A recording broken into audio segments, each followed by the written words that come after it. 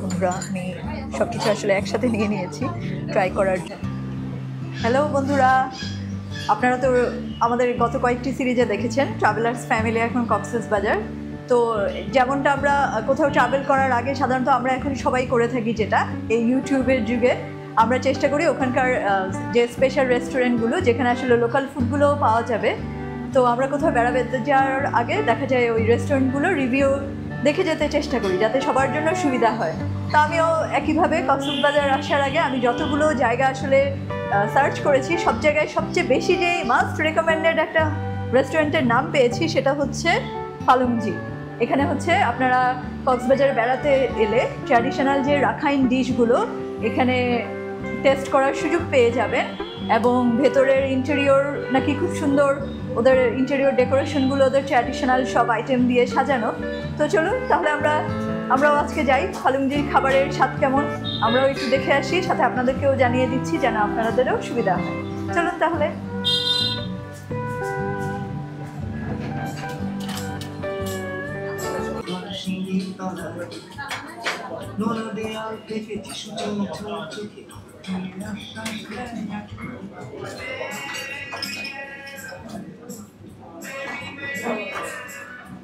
বন্ধুরা আমরা এখানে লাঞ্চে এসেছি এবং এখানে অলরেডি অনেকেই এসেছেন তাদের পছন্দ মতো খাবার নিয়ে লাঞ্চ করার জন্য।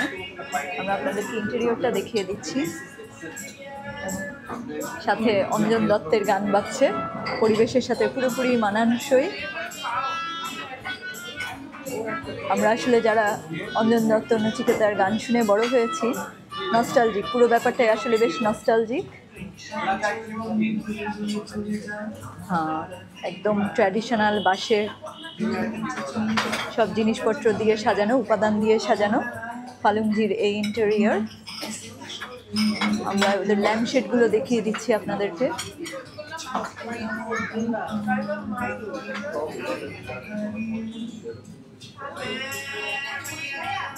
টিস্যু বক্সটা, যদিও ওরা ওদের প্রতিদিনের মেনু চেঞ্জ করে থাকে, আজকে আমরা যে মেনুটা দেখে আসলে অর্ডার করেছি মেনুটা দেখিয়ে দিচ্ছি আপনাদের সুবিধার্থে। এখানে দেয়া আছে ফালুমজি। প্রথমে ওদের মেন আইটেমগুলো আছে রাখাইনদের ট্র্যাডিশনাল যেই খাবার, সাথে আছে নিচে ডেজার্ট আইটেম।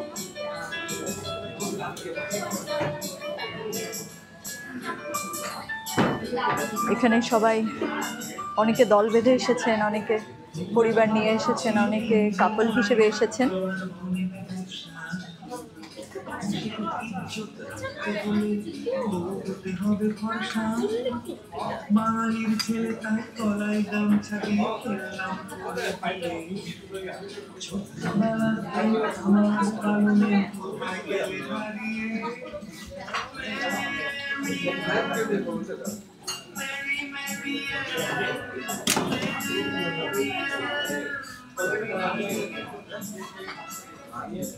এটা খুব কিউট একটা বোর্ড, অনেকটা স্ক্র্যাপ বুকের মতো।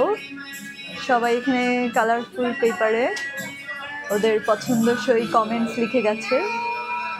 ফালুমজিতে খাবার শেষ করে ওরা ওদের পছন্দসই কমেন্টস রেখে গেছে, এবং আসলে কমেন্টসের সংখ্যা এবং ছড়াছড়ি দেখে বোঝা যাচ্ছে যারা এখানে খেতে এসেছে ওরা ফালুমজিকে কতটা পছন্দ করেছিল আসলে।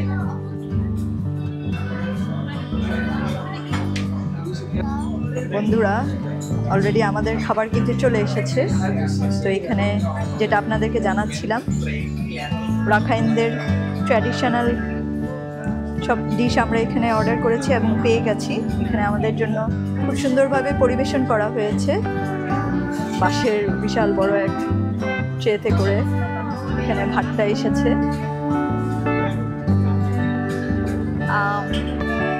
ভাইয়া কেউ একজন যদি আমাদেরকে নামগুলো বলে দিয়ে একটু সাহায্য করেন।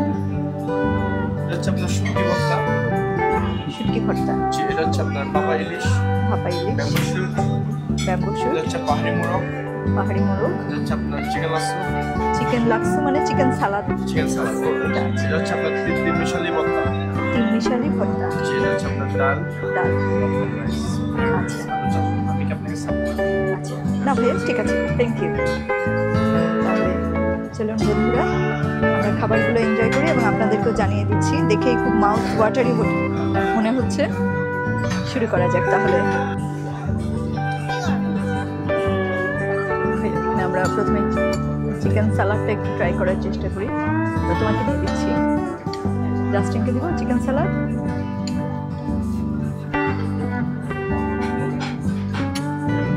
তোমাকে দিয়ে দিই।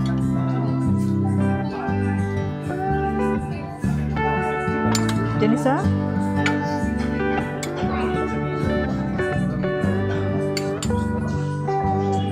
আমরা এর আগে একবার চিকেন সালাদ খেয়েছিলাম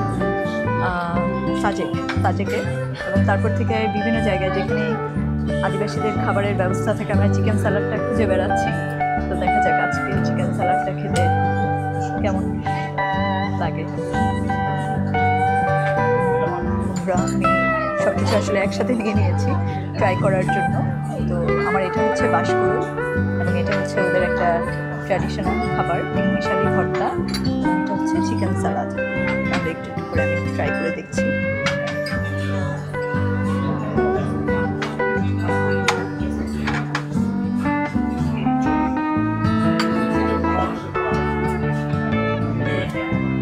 এখানে প্রথমেই আমি চিকেন সালাডটা একটু আমি ট্রাই করছি। চিকেন সালাদ এখানে মনে হচ্ছে বয়েল চিকেনটাই, শ্রেডেড চিকেন, সাথে নিশ্চয়ই ওদের রাখাইন মশলা দেওয়া আছে এবং এখানে পেঁয়াজ, কাঁচামরিচ, ধনেপাতা দেখা যাচ্ছে।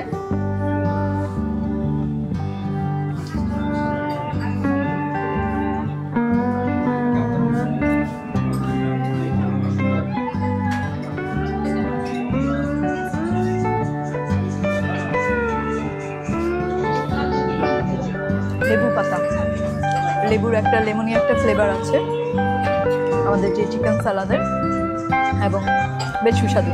অবশ্যই ডিফারেন্ট, যেহেতু রাখাইন স্টাইলে বানানো। এটা হচ্ছে সেই তিনমিশালি ভর্তা। আমি একটা বরবটি পেয়েছি, বাঁধাকপি দেখা যাচ্ছে, সাথে পেঁয়াজ আছে, মরিচ,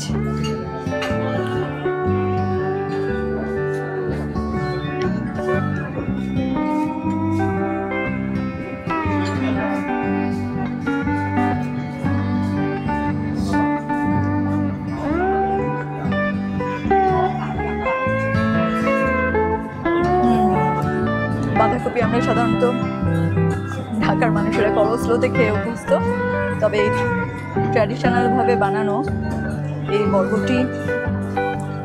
বরবটি বাঁধাকপি মিক্সটাকে একটা সালসা টাইপের একটা স্বাদ এনে দিয়েছে এবং বেশ ভালো লাগছে আসলে। যারা স্পাইসি খাবার খেতে পছন্দ করেন, ভাতের সাথে ভর্তা মেখে একেবারে দেশীয় স্টাইলে, বেশ মজার। এবং দেখা যাক এবার ব্যাম্বো শ্যুটটা কেমন হয়।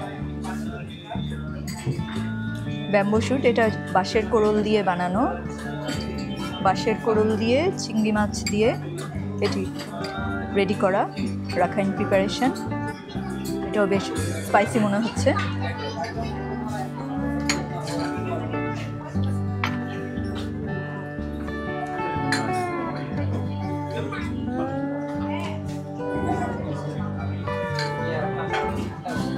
চিংড়ি শুটকির একটা গন্ধ আসছে। তো আচ্ছা, তো ভিউয়ার্স খাবারগুলো শেষ করে আবার আপনাদেরকে জানাবো। বন্ধুরা, এটা হচ্ছে আমাদের ভাপা ইলিশ। যদিও এটা আমাদের ট্র্যাডিশনাল ভাপা ইলিশ বলতে আমরা যেটা বুঝি সর্ষে দিয়ে বানানো হয়, এটা কিন্তু সেরকম না। এটাকে সিদ্ধই বলা যায়, স্যুপের মতো পানিতে ধনেপাতাও দেখা যাচ্ছে আর প্রচুর পরিমাণে পেঁয়াজ দেয়া। তবে এটি ভাপা ইলিশ। দেখি আমাদের আজকের ভাপা ইলিশের স্বাদটা কেমন হয়। এবং এখানে আপনাদেরকে আরেকটা খাবার দেখিয়ে দিচ্ছি, আমরা অর্ডার করেছিলাম। এই যে এটাকে বলে ছুরি শুটকি ভর্তা। ওদের যেই ছুরি শুটকি, সেটাকে ধনেপাতা, পেঁয়াজ, কাঁচামরিচ দিয়ে ভর্তা। যারা ভর্তা, ভাজি, সবজির বিভিন্ন পদ খেতে খুব পছন্দ করেন এবং কম মশলা দেয়া, তারা রাখাইনদের খাবার খুব এনজয় করবেন আশা করছি। এবং খাবারগুলো আসলে আমাদের বাঙালি ঘরানার খাবারের থেকে একেবারেই ডিফারেন্ট। এখানে কোথাও আমি তেল দেখতে পাচ্ছি না, মশলার বাড়াবাড়ি দেখতে পাচ্ছি না, এবং প্রতিটি খাবারের রং তার নিজস্ব রং অনুযায়ী এখনও পুরোপুরি নিজস্ব রং অনুযায়ী আছে। কোনো খাবারের রং আসলে বদল হয়নি, একটুও বদল হয়নি। যেমন এখানে বাঁধাকপির সেই সাদা বাঁধাকপিটাই দেখা যাচ্ছে, বরবটি সবুজ রংটাই দেখা যাচ্ছে। এখানে শ্রেডেড চিকেনের মাঝেও আপনি পেঁয়াজের অরিজিনাল কালারটাই দেখতে পাচ্ছেন। এটা সেই ভর্তা, এবং এটা আমাদের আজকের প্রধান ডিশ ভাপা ইলিশ। দেখি ভাপা ইলিশটা আসলে এখানে মাঝারি সাইজও বলা যাবে না, মাঝারি থেকে ছোট সাইজের একটা পিস এসেছে।